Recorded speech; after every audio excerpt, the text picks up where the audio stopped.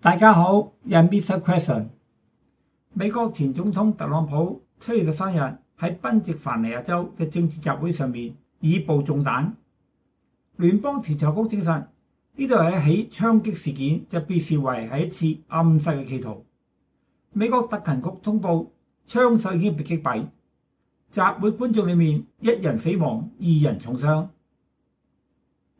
一顆子彈可以奪命，但係奪唔到命又成為總統寶座嘅推手。因果循環，冥冥中自有主宰。世事就總有正負兩面嘅，同情嘅一方當日震撼，懷疑嘅一方咧又開始找疑點。槍擊結果就係特朗普受惠，但能唔能夠還原事件，揾出另外一個答案呢？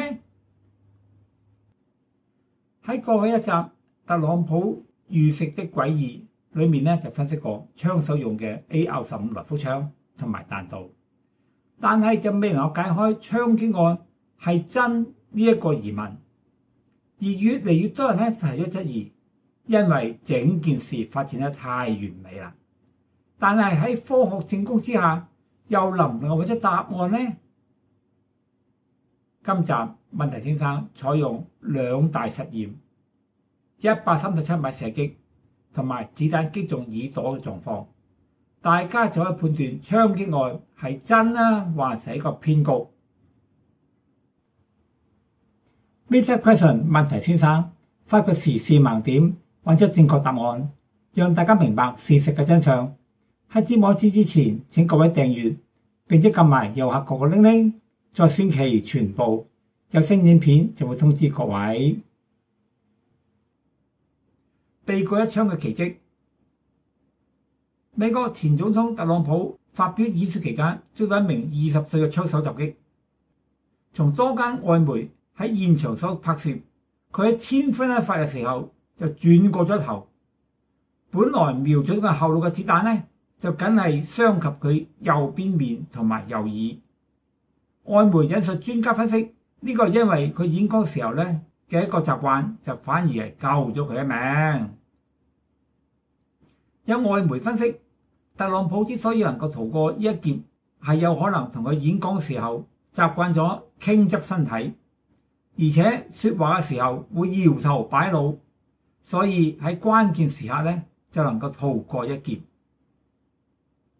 紐約時報攝影師 Doc Mills 拍攝嘅照片顯示疑為其中一顆子彈嘅軌跡，可見呢個子彈呢正正係從特朗普嘅腦後面飛過。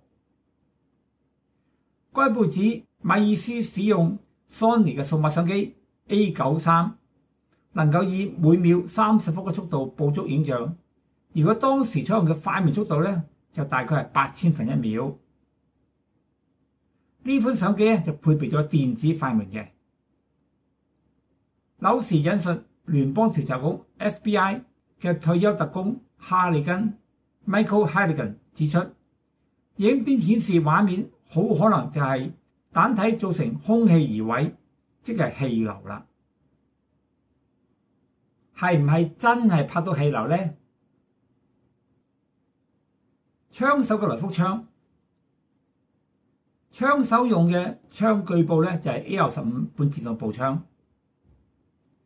AR-15係一款輕量化氣動式中央底火嘅半自動步槍，以彈夾供彈發射0.225雷明頓小口徑步槍彈。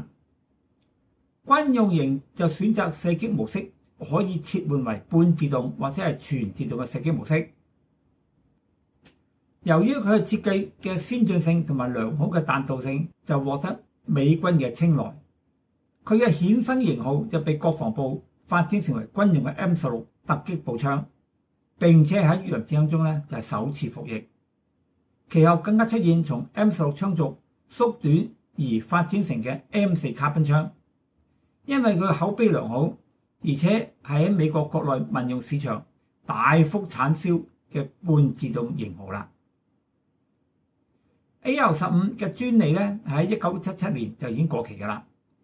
美國國內各大廠商都爭相仿效，以至最終咧就變成一個涵蓋咗精確射手步槍、短管步槍、手槍口徑卡賓槍、AR 手槍等各種其他不同模式嘅龐大槍種，亦都令佢成為美國民間最常見嘅槍械之一，更加成為美國槍械文化嘅代表，甚至被美國全國步槍協會冠以國槍 America's Rifle 嘅美譽，亦因佢嘅塑性極高，可以任意組合，市場基數極大，令到廠商願意生產各種不同型號嘅配件，而成為世上最容易同埋最常改裝嘅槍種，引領槍械模塊化嘅先驅，更加被稱為成人 LEGO。槍擊嘅疑點 AR-15唔係狙擊槍，佢嘅精度咧可以作為喺200米內準確殺人，而唔能夠準確打到頭，或者望遠鏡瞄準器同埋雙腳架協作之下就可以達到打頭嘅精度。咁如果冇配件嘅輔助之下，一槍打中身嘅概率咧就係 50%， 而打中頭嘅大概係 10%。如果槍手經過訓練，而 AR-15 又改用長槍管同埋裝上望遠鏡同埋雙腳架，150米打頭咧，仍然有好高嘅命中率嘅。槍手喺第一槍後幾秒咧就連續射擊，明顯開始時候咧就計劃係一槍了決嘅，但係打唔到目標就急於補槍。如果槍擊係真嘅話咧，發生事嘅概率咧就係等同中彩票啦。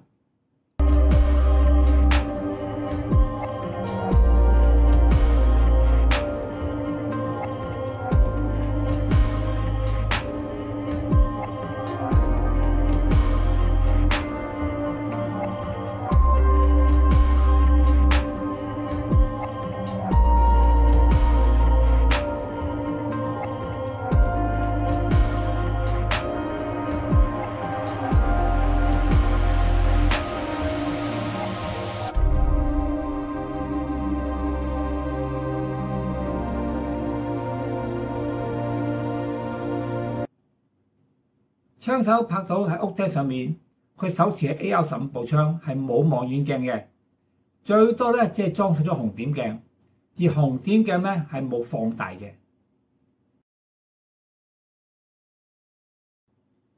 呢一張相咧就係 AR-15裝上紅點鏡喺5米唔到嘅地方拍攝，好難準確瞄準。喺137米嘅地方又點樣呢？呢一張相咧就係137米遠屋頂上面望去兩個白色嘅人影模型，只能夠模糊咁見到。加上望遠鏡咧就能夠準確瞄準人頭啦。請想想，一個狙擊手會唔會連睇都睇唔清楚之下就去追擊個目標，仲要一槍解決喎？模擬追擊。下面一段影片咧就係模擬槍擊喺137米遠嘅人頭，槍手咧就係伏喺屋頂上面嘅。台上面咧放咗兩個人頭嘅模型，耳朵後面有一個小桶，就放咗啲紅色液體。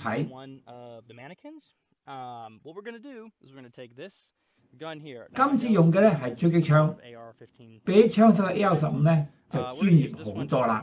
狙擊槍上面裝上咗8倍望遠鏡，當子彈擦過耳朵就會打中小桶。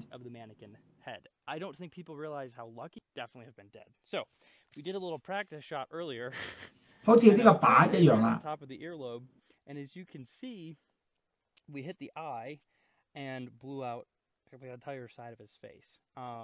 The shot was from around 300 to 400 feet away, which is right around like 100 to like 150 yards. So you can see it all the way down there. 遠處嘅小屋頂就將係槍手嘅位置。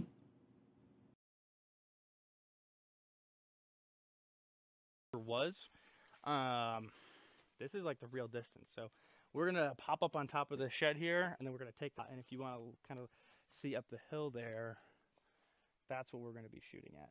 I just think it's absolutely insane that... How's it going down there? Let me get this. So this is kind of from our vantage point here. I've got the gun, and then all the way up there is where Trump would have been. Okay, all right, let's see if we can give you a perspective of 瞄準射擊 what it would have looked like.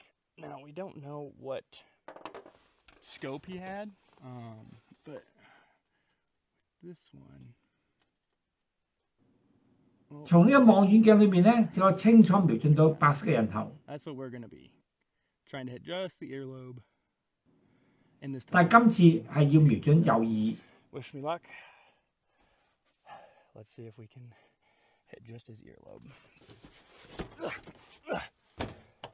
I would like to take this second to encourage you guys, because we are like 200 or 300 subscribers away from 10,000, which is pretty insane. I love all of you guys, so let's get into it. The ammo we're using today is Precision Hunter by Hornady, and this is chambered in 6.5 Creedmoor. This is the most accurate gun I have and the most accurate gun I'm shooting at, so I figured let's see if we can recreate it with accuracy. Even with accuracy, we might not even be able to hit just the earlobe. So the goal is to hit the earlobe. Obviously, we are aiming for the earlobe. Let's see what we can do here. 準備射擊。 What the first shot does. All right. This is not an ideal shooter's position.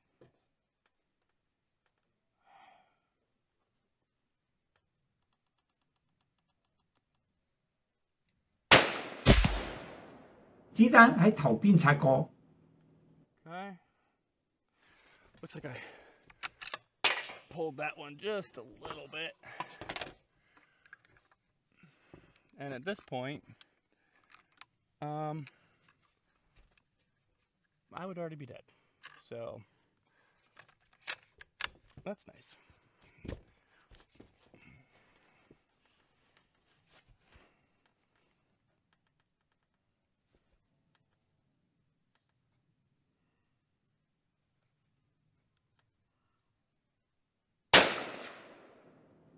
第二槍就喺頭嘅夠高位置擦過。 I don't know where I'm hitting.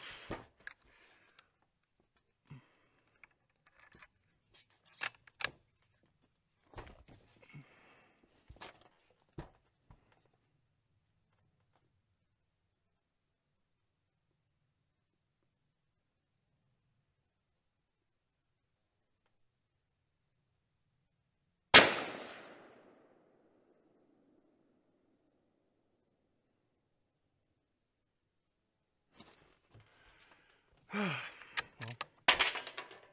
I guess I'll go see if I hit it. Very interesting. 喺137米用狙擊槍打到耳朵咧，都係非常之困難嘅。 Right there, I grazed the side of that man's head here and just went right through the top of his dome, which would also probably have killed him as well. And then if you look at some of the other shots, they're really hard to see because of the foam, but I pulled one really bad. Went inside of his face here. I was aiming here and pulled a little bit. So it's just crazy to me. 子彈嘅擦傷。下面嘅影片咧就用高速攝錄機拍攝子彈擦過耳朵嘅破壞。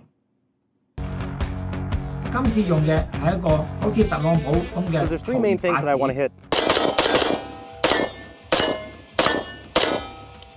This is the AR-15. As you can tell, very effective weapon. This particular iteration is a semi-automatic civilian legal version. This one in particular is kind of more of a budget gun with an optic mounted slightly too far forward, which is exactly what it looked like the shooter had as well. Now, to a competent person, making a shot on a target that is man-sized at about 130, 150 yards, not that difficult. Pretty much any experienced shooter can do that on their bad day. That's also assuming that the average competent shooter has one thing that the would-be assassin did not: more muscle mass than a 7th grade cheerleader. But now what internet experts are trying to claim is that it was an inside job, it was staged, and that the shooter very intentionally only hit him in the ear to, boost his ratings and such. Now with the shooter using an even worse AR-15, it was like an old DPMS, which is just pretty garbage tier to be honest, and a red dot with no magnification. I'm gonna show you exactly what that shot would have looked like from the shooter's perspective, and then you can judge for yourself how easy that shot would have been to stage. So we have our stand-in ballistic dummy target here, and we are going to walk back and pace out about 130 yards. It was between, I believe, 130 to 150 yards is where the shot was taken. Let's go on the inside of that and do 130 just to give the most benefit of the doubt here. For context, this is approximately 130 yards. See what that looks like down the sight. Absolutely, like this dot, just looking through a piece of glass with a dot on it. So yeah, now hopefully you have a better idea of why saying that the ear shot was specifically staged using that setup at like 150 yards is just fucking stupid, frankly. But speaking of fucking stupid, there's another conspiracy theory that, of course, Trump was not hit by a bullet because bullets, expand and they have, a crazy temporary cavity and it would have taken his whole head off and all sorts of shit. And he was hit by flying glass that came from fucking, I don't know, Twitter. So we're going to recreate to the best of our ability the path of the bullet going through a small strip of flesh, the ear here, and show exactly what that would do to a human ear. 100,000 frames per second. That should be plenty enough to catch a bullet like that because it's traveling at what, 3,000 feet a second? Roughly. So this will slow down time 3,000 to 4,000 times slower than normal. Perfect. Well, let's get to it, guys. Let's do it. Now, we don't really care about distance on this one since, the ballistics are going to be negligible. If anything, closer distance should do more damage. So if this just rips right through the ear like it did in real life, then that should definitively prove it. So let's, I just want to make sure we get the most accurate shot possible. Firing. Did I see a jiggle? Did you? Oh, I barely clipped the ear. I clipped it right on the side, not on the top. I clipped him like right there in the middle. We're gonna have to look for like a vibration. Oh, yep, there it was. 槍擊產生震動，耳朵被擦過嘅子彈咧就削咗一小忽去。 Oh, you definitely grazed the ear. Oh yeah, there you go. Whoa. Damn. That was like edge of the bullet. Yeah. I know. That was, I think we could get closer. Yeah, so I think he actually got hit right up here. Okay. The bullet impact was right there. You could see where it just grazed the very edge of like the middle of his ear. So but we're going to try to go for the meat. What I find the most interesting is that the whole head is still there. That's kind of crazy. I thought it would have disappeared. Firing. Oh yeah, I think that was it. Oh yeah, that was the fucking money shot right there. That's a perfect sim there.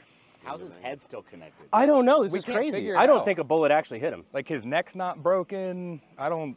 Where do you get the glass to cut? I'm taking ballistic out of my name because I clearly don't understand them. Oh, that was fucking perfect. Yeah. Piercing. Yo. Dude, that's wild. What'd they say? Don't get your ears pierced at Claire's? 打穿咗個小洞，耳朵就俾打穿嘅時候咧就膨脹，展現咗個大洞。如果係人耳嘅咧，血就會噴出嚟四濺啦。 When Trump said it felt like he got hit by something, you can see the vibration. It'd feel like someone kind of slapped you on the ear. I was just going to say, I'm actually personally surprised that it had that much temporary cavity, that much expansion. But notice how the head is still there. Yeah. Yeah, if you play it all in full speed, it's like, well, that's very unfucking impressive. Right. But I mean, everybody's making fun of his ear bandage in his speech, saying like, oh, he's wearing a big bandage for sympathy or whatever. You just saw his ear explode from cavitation. 大家再睇清楚，特朗普染紅咗個耳朵，乜嘢傷痕都冇㗎，奇唔奇怪呢？我再比較一下受槍傷後嘅耳朵，真相就喺呢度啦。兩大不合理處，一個槍手用一支唔能夠追擊嘅步槍，連睇清楚目標都有困難，根本就瞄唔到。 更加唔好講話計劃打頭添啦，開槍打中都係彩數，一個正常人會唔會咁樣去一槍了決啊 ？AR-15係步槍，有效射程400到550米，137米處嘅殺傷力係巨大㗎。射擊測試結果係耳朵必然被破壞，而且因為膨脹會造成係血液四濺。但特朗普嘅耳朵完好無損喎，血跡咧亦都唔符合四散嘅現象，反而係噴到嘴上面，完全違反咗物理現象。槍擊案嘅真相一清二楚啦。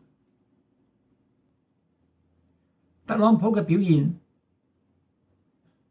特朗普示特工手停，並且揮舞拳頭向台下觀眾高呼 Fight Fight Fight， 台下眾人亦都吶喊3次美國作為回應。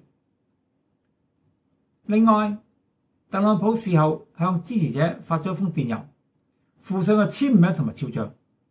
電郵裏面咧就寫住係嚟自特朗普嘅信息，並且稱佢永不投降 ，Never Surrender。特朗普表現嘅疑點，特朗普嘅表現真係超乎常人。中槍之後1秒鐘就馬上趴低，槍手失去咗目標，所以咧就連開7槍。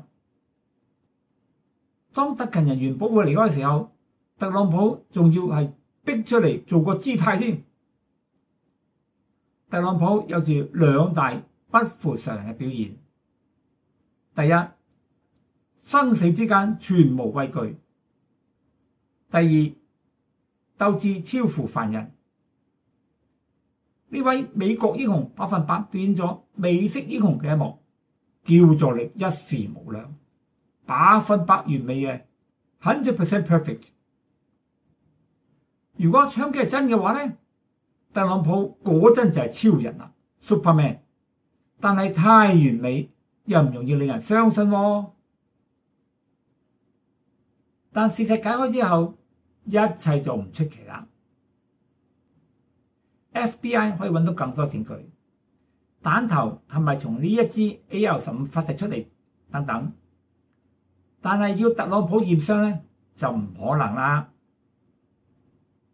整件事正如觀眾喺上集留言，疑點重重，但係破案係要證據㗎，民間提供嘅只係俾大家一個交代，而我哋只想知道嘅就係真相。